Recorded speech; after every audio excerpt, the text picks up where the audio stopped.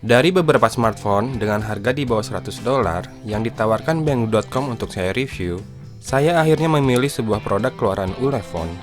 Alasan saya sederhana, perangkatnya sudah 4G dan ada fingerprint scannernya. Saat saya lihat spesifikasinya lebih lanjut, di atas kertas, Ulefone Tiger ini kurang lebih setara dengan Asus Zenfone 3 Max. Dengan harga yang hanya setengahnya, rasanya cukup menarik dan membuat penasaran untuk segera menguji performa nyatanya. Spesifikasi Ulefone Tiger sendiri adalah seperti berikut ini.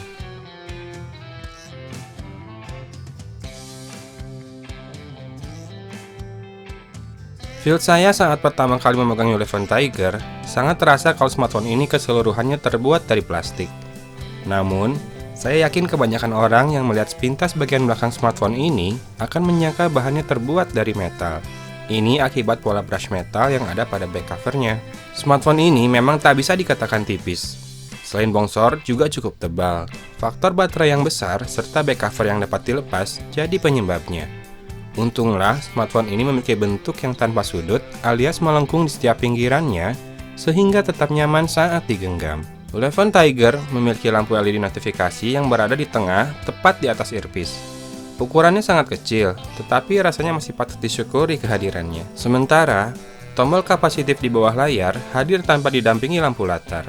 Mungkin Ulefone telah bayar tagihannya ke PLN. Nggak pakai paybill sih. Sementara, di bagian belakang, terdapat sebuah lubang loudspeaker yang cukup kecil. Posisinya pun kurang ideal menurut saya. Suara yang dihasilkan memang tak istimewa, tetapi juga tak mengecewakan. Penggunaan dua buah LED flash terasa istimewa untuk smartphone dengan harga semurah ini. Sementara fingerprint scannernya berwarna hitam dan terasa kesat, berbeda dari smartphone lain yang umumnya berbahan metal atau kaca. Kecepatan fingerprint unlock-nya cukup baik. Namun akurasinya sendiri agak kurang, meskipun saya rasa tingkat keberhasilannya masih di atas 70%. Meskipun back covernya dapat dibuka, baterai 4200 mAh milik Ulefone Tiger ini tak dapat dilepas. Di bagian dalam back cover ini juga terdapat dua buah slot kartu microSIM, dan kabar baiknya terdapat sebuah slot microSD terpisah loh. Asyik banget. Lanjut ke masalah performa, prosesor Ulefone Tiger adalah MediaTek MT6737 yang juga digunakan pada Asus Zenfone 3 Max. Daily driver saya saat ini adalah Xiaomi Mi 5, dan saya bisa merasakan perbedaan performa yang jelas pada Ulefone Tiger saat digunakan bermain game balap kesukaan saya yaitu Micro Machines. Terasa sekali pergerakannya tidak terlalu halus serta respon yang ada jeda sepersekian detik. Walaupun tidak sampai mengganggu keasikan saya bermain game, namun ini memang menegaskan perbedaan kelasnya dari smartphone flagship. Beralih ke daya tahan baterai, semua jempol saya dan Sasha patut diberikan kepada smartphone ini. Dengan pemakaian ala saya, smartphone ini selalu mampu bertahan selama 2 hari 2 malam penuh, bahkan sempat menembus 3 hari saat banyak idle. Kabar baiknya lagi, smartphone ini juga mendukung USB OTG.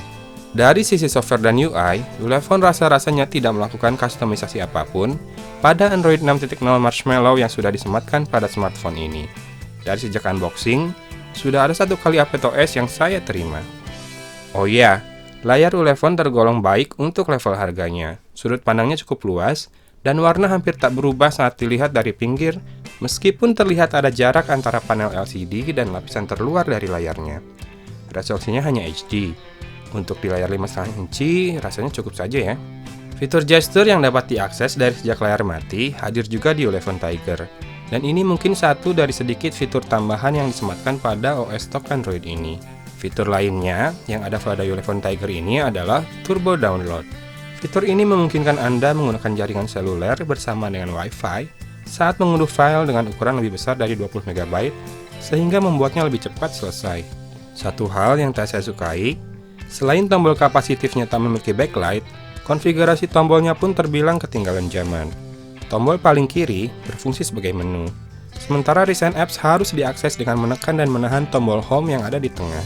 Oh ya, ternyata ada juga yang dikorbankan sehingga smartphone ini bisa berharga sedemikian murah. Banyak sekali sensor yang ditiadakan pada smartphone ini. Lengkapnya bisa dilihat pada informasi hardware dan benchmark berikut ini.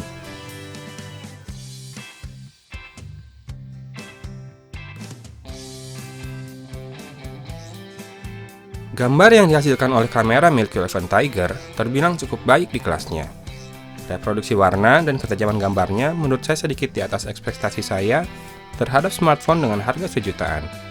Nampaknya, klaim tentang kameranya yang menggunakan sensor Sony benar adanya. Hanya saja, dari segi fitur, kamera Ulefone Tiger masih sangat basic. Pun begitu dengan tampilan atau interface dari aplikasi kamera bawaan miliknya yang masih sangat sederhana. Selain itu, performanya dalam mengambil autofocus tidak bisa dikatakan cepat. Hasil fotonya seperti berikut ini.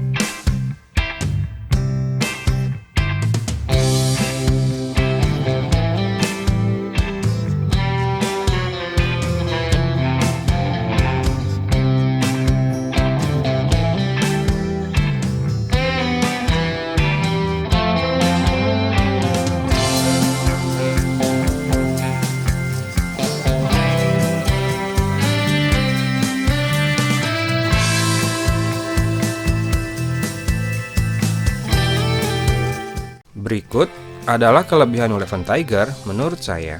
Harganya sangat terjangkau, bahkan sedang promosi di Banggood.com hanya jadi sekitar $79. Spesifikasi jeroan cukup baik, bahkan kurang lebih setara Asus ZenFone 3 Max yang harganya bisa 2 kali lipatnya.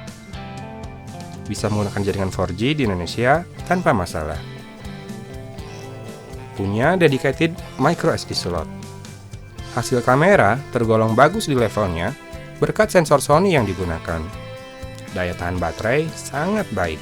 Dan terakhir, sudah menggunakan OS stock Android 6.0 Marshmallow.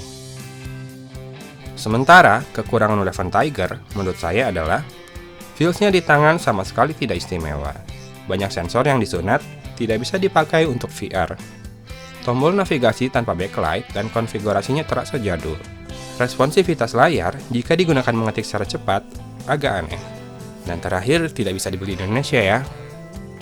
Menurut saya, lagi-lagi smartphone murah asal Tiongkok ini akan cukup baik apabila hendak Anda gunakan sebagai smartphone kedua saja, bukan sebagai daily driver.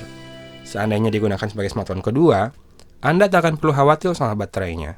Sepengalaman saya, saat banyak berada dalam kondisi idle, saat ditinggal tidur misalnya, baterai hanya berkurang sedikit saja persentasenya.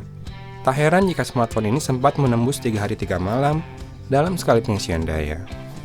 Sesekali digunakan untuk berfoto pun, hasil kamera dari Ulefone Tiger ini gak malu-maluin.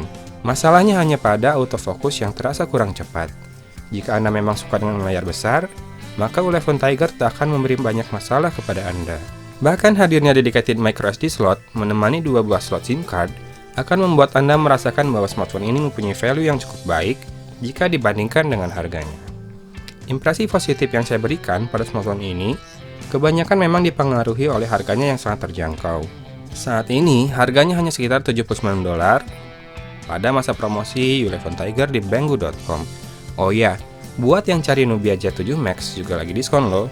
Banggood sekarang sedang ada 2 event promosi jelang Imlek dan Valentine. Demikian review saya kali ini.